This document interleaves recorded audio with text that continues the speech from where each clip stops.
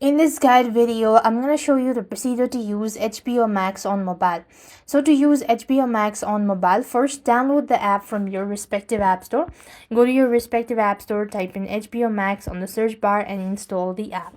Once the application is completely installed, you want to click on the open button, and now what you want to do is click on subscribe now. As soon as you click on the subscribe now button, then you will be able to find this select the plan section. You want to go ahead and select the plan that's suitable for you.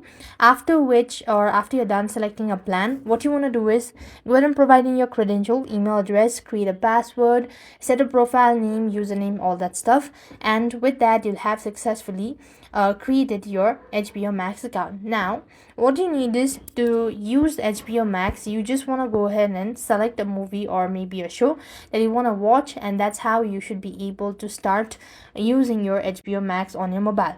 I hope the video was helpful. Make sure to like, share and subscribe. Thank you for watching. See you in the next video.